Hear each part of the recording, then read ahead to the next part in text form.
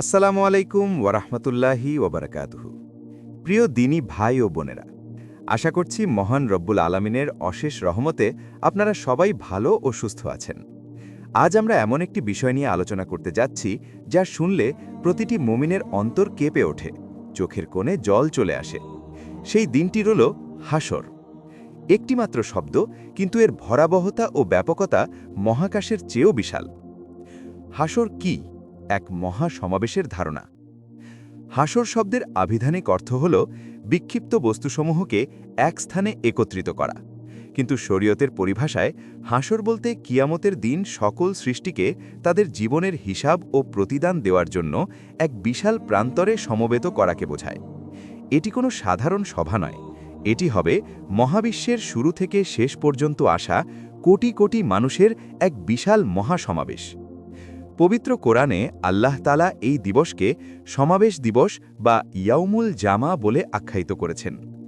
আল্লাহ সুবহানাহু ওয়া তাআলা বলেন, এটি এমন এক দিন যেদিন সব মানুষই সমবেত হবে।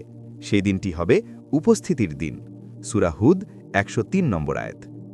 পূর্ববর্তী ও পরবর্তী সকল মানুষকে আল্লাহ সেদিন তার ক্ষমতার চাদরে বন্দী করে নিয়ে আসবেন।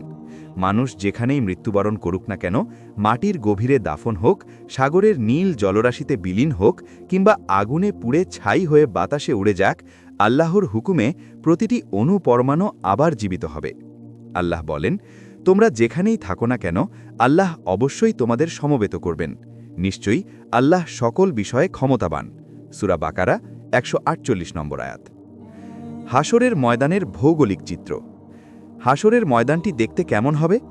নবী করিম সাল্লাল্লাহু আলাইহি ওয়াসাল্লাম আমাদের সেই মানচিত্র দিয়ে গেছেন। তিনি বলেছেন, কিয়ামতের সেই ময়দানটি হবে আটার তৈরি ধবধবে সাদা রুটির মতো সমতল একটি ভূমি। সেখানে কোনো পাহাড় থাকবে না, কোনো গর্ত থাকবে না, এমনকি কোনো মানুষের তৈরি ঘরবাড়ি বা চিহ্নের নাম নিশানাও থাকবে না।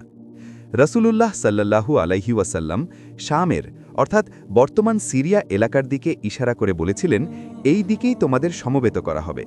কেউ আসবে আরোহী হয়ে, কেউ আসবে হেঁটে, আর যারা পাপিষ্ঠ তাদের মুখের ওপর ভর দিয়ে টেনে হিঁচড়ে নিয়ে আসা হবে। সেদিন সবার মুখে থাকবে নীরবতার লাগাম। কেউ কথা বলতে পারবে না যতক্ষণ না পরম দয়াময় আল্লাহ অনুমতি দেন। সময়ের দীর্ঘতা ও দুঃসহ যন্ত্রণা। হাসরের দিনটি হবে মানুষের কল্পনার অতীত দীর্ঘ। পবিত্র কোরআনের ভাষায় এই একদিনের দৈর্ঘ্য হবে দুনিয়ার ৫০,০০০ বছরের সমান। আল্লাহ বলেন, ফেরেশতাগণ এবং রূহ আল্লাহর দিকে ঊর্ধ্বগামী হয় এমন এক দিনে যার পরিমাণ ৫০,০০০ বছর। সূরা মারিজ ৪ নম্বর আয়াত। ভেবে দেখুন, যেখানে দুনিয়ার কয়েক ঘণ্টার রোদ আমরা সইতে পারি না, সেখানে ৫০,০০০ বছর এক জায়গায় দাঁড়িয়ে থাকতে হবে। এই দীর্ঘ সময়ের কারণে মানুষ দুনিয়ার জীবনের কথা বেমালুম ভুলে যাবে। তাদের মনে হবে তারা পৃথিবীতে মাত্র এক সকাল বা এক সন্ধ্যা অবস্থান করেছিল। সেদিন কেউ কারো দিকে তাকানোর সময় পাবে না। মানুষ তার আপন ভাইকে চিনবে না, গর্ভধারিণী মা তার সন্তানকে চিনবে না। প্রত্যেকেই নাফসি নাফসি বা আমার কি হবে এই চিন্তায় অস্থির থাকবে। সূর্যের নৈকট্য ও ঘামের মহাপ্রলয়। হাসরের ময়দানে সূর্যকে মানুষের এত কাছে আনা হবে যে সূর্য এবং মাথার দূরত্ব হবে মাত্র ১ মাইল। বর্তমান বিজ্ঞানের হিসেবে সূর্য পৃথিবী থেকে প্রায় ৯,৩০,০০,০০০ মাইল দূরে। তবুও গ্রীষ্মের গরমে আমরা অস্থির হয়ে পড়ি। তাহলে ভাবুন, যখন সূর্য মাত্র ১ মাইল উপরে থাকবে, তখন মানুষের অবস্থা কী হবে? প্রচণ্ড উত্তাপে মানুষের মগজ ভাতের মতো টকবক করে ফুটতে থাকবে। মানুষ নিজ নিজ আমল অনুযায়ী ঘামের সাগরে ডুবে থাকবে। কারো ঘাম হবে গোড়ালি পর্যন্ত, কারো হাঁটু পর্যন্ত, কারো কোমর পর্যন্ত, আবার কেউ কেউ ঘামের মধ্যে হাবুডুবু খাবে। রসুল সাল্লাল্লাহু আলাইহি ওয়াসাল্লাম বলেছেন, কারো ঘাম ৭০ গজ দূর পর্যন্ত ছড়িয়ে পড়বে। অথচ এই প্রচণ্ড গরমেও মুমিনরা আল্লাহর বিশেষ রহমতে থাকবেন। আরশের শীতল ছায়া, ৭ ভাগ্যের অধিকারী। যখন কোনো ছায়া থাকবে না, প্রচণ্ড গরমে পৃথিবী তামা হয়ে যাবে, তখন ৭ শ্রেণীর মানুষকে আল্লাহ তাআলা তার আরশের শীতল ছায়াতলে আশ্রয় দেবেন। ১. ন্যায়পরায়ণ শাসক, যারা ক্ষমতার চেয়ারে বসে মানুষের ওপর জুলুম করেনি। ২. ইবাদতে মগ্ন যুবক, যে যৌবনের উন্মাদনায় গা ভাসিয়ে না দিয়ে আল্লাহর সিজদায় কাটিয়ে দিয়েছে। ৩. মসজিদমুখী হৃদয়, যার মন সবসময় মসজিদের সাথে ঝুলে থাকে। ৪. আল্লাহর জন্য ভালোবাসা, যারা কেবল আল্লাহর সন্তুষ্টির জন্যই একে অপরকে ভালোবেসেছে। 5 চরিত্রবান যুবক, যাকে কোনো সুন্দরী নারী পাপের দিকে ডাকলে সে বলে দেয় আমি আল্লাহকে ভয় করি। 6 গোপন দানকারী, যে ডান হাতে দান করলে বাঁ হাতও জানতে পারে না। 7 অশ্রু বিসর্জনকারী, যে একাকী নির্জনে আল্লাহর ভয়ে চোখের জল ফেলে। অপরাধীদের করুণ পরিণাম। হাসরের ময়দানে অপরাধীদের চেনা যাবে তাদের লাঞ্ছিত চেহারা দেখে। যারা অহংকারী ছিল, কিয়ামতের দিন তাদের মানুষের আকৃতিতে কিন্তু পিঁপড়ের মতো ছোট করে ওঠানো হবে। বিশাল মানুষের ভিড়ে তারা পায়ের নিচে পিষ্ট হতে থাকবে। যারা জাকাত দেয়নি, তাদের সেই সম্পদকে বিষধর সাপ বানিয়ে তাদের গলায় পেঁচিয়ে দেওয়া হবে। সাপটি তাকে দংশন করবে আর বলবে, আমিই তোমার সেই সম্পদ, আমিই তোমার রত্নভাণ্ডার। যারা সুদের সাথে জড়িত ছিল, তাদের পেট হবে বিশাল ঘরের মতো এবং তারা যন্ত্রণায় ছটফট করবে। সবচেয়ে ভয়াবহ বিষয় হল, আল্লাহ তাআলা 3 শ্রেণীর মানুষের সাথে কথা বলবেন না, তাদের দিকে রহমতের দৃষ্টিতে তাকাবেন না এবং তাদের পবিত্রও করবেন না। তারা হলেন 1 যে বৃদ্ধ হয়েও ব্যভিচারে লিপ্ত হয়, 2 যে শাসক সবসময় মিথ্যা কথা বলে, 3 যে দরিদ্র হয়েও অহংকার করে। সম্পর্কের বিচ্ছেদ ও নাফসি নাফসি। সেদিন হবে এক চরম বিচ্ছিন্নতার দিন। আল্লাহ বলেন, সেদিন মানুষ পলায়ন করবে তার ভাইয়ের কাছ থেকে, তার মাতা, তার পিতা, তার স্ত্রী ও তার সন্তানের কাছ থেকে। পিতা তার সন্তানকে দেখে মুখ ফিরিয়ে নেবে, পাছে সন্তান কোনো নেকি চেয়ে বসে। সন্তান তার মায়ের কাছ থেকে পালাবে, প্রত্যেকেই চাইবে অন্যকে জাহান্নামে দিয়ে নিজে বেঁচে যেতে।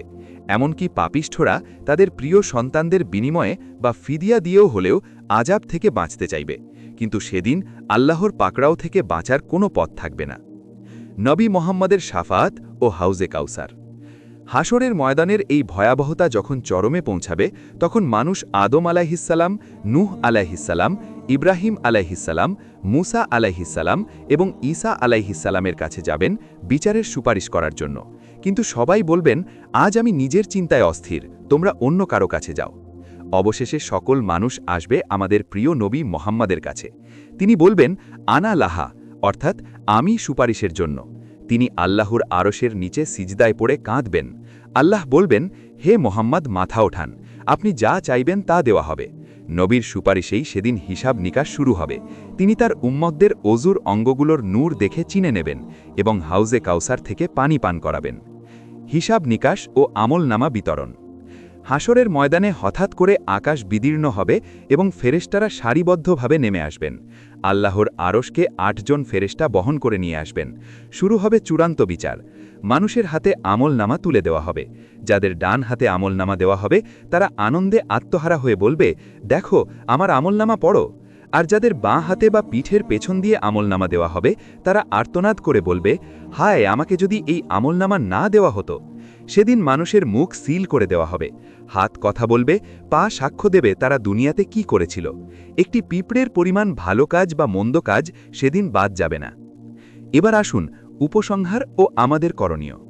প্রিয় ভাই ও বোনেরা, হাসরের এই ময়দান নিছক কোনো গল্প নয়, এটি ধ্রুব সত্য। আমরা আজ যা করছি, কাল ঠিক তার প্রতিদান পাব। সেই 50,000 বছরের দীর্ঘ দিনের জন্য আপনার প্রস্তুতি কতটুকু? আজই সময় নিজেকে সংশোধন করার, আজই সময় আল্লাহর কাছে তওবা করার। পিতামাতার সাথে ভালো ব্যবহার করুন, নামাজ সময়মতো আদায় করুন এবং মানুষের হক নষ্ট করবেন না, কারণ হাসরের ময়দানে মানুষের হক যদি আপনার উপর থেকে যায়, তাহলে পাহাড় সমতুল্য নেকি দিয়েও আপনি পার পাবেন না। আল্লাহ সুবহানাহু ওয়া তাআলা আমাদের সকলকে হাসরের ময়দানের সেই ভয়াবহতা থেকে রক্ষা করুন। আমাদের সকলকে আরশের শীতল ছায়া দান করুন এবং নবীজির সুপারিশ নাসিব করুন। আমিন। ভিডিওটি ভালো লাগলে লাইক দিন এবং আপনার প্রিয়জনদের সাথে শেয়ার করে এই দাওয়ার কাজে শরিক হন। পরবর্তী ভিডিওতে দেখা হবে, ততক্ষণ ভালো থাকুন। আল্লাহ হাফেজ।